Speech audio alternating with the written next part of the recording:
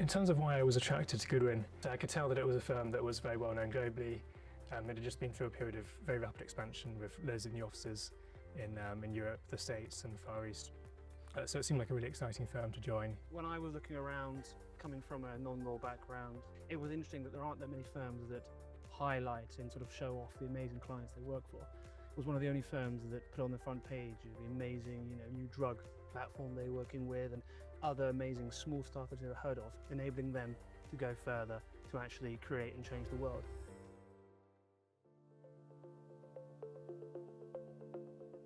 My day-to-day experience as a trainee, you'd have one day in finance where we're on a closing and it's all hands on deck and everyone's working together. And then after the closing's done, everything's kind of done and dusted.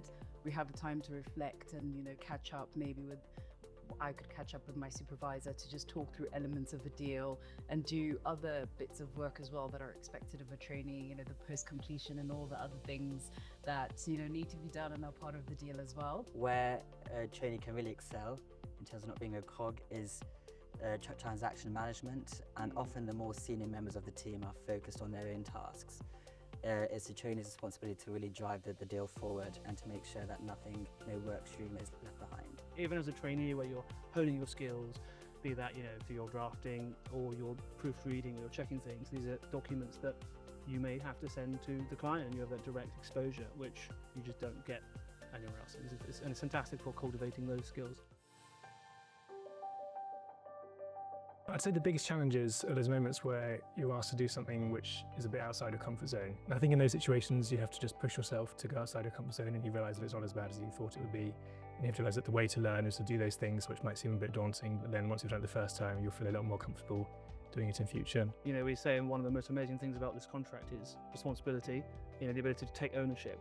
That comes, the flip side being there'll be some difficult times, but being surrounded by people who can help you through that and help you learn out your comfort zone is what makes this train contract special. The ability at such an early stage to be able to manage things like local council and to pull together disparate teams to kind of get the result for the client really builds, it certainly built my skills as a trainee, and it set me up for that long-term development, because as I develop as a lawyer, I'll need to, be able to make sure that, the deal is progressing to a good time scale, and having that exposure at such an early age and having that responsibility, it really stands me in good stead. I was told at the start of my training contract to sort of take a step outside your comfort zone, just on the edge, and just stay there. And so because you can't really learn if you're always doing things that you've done before.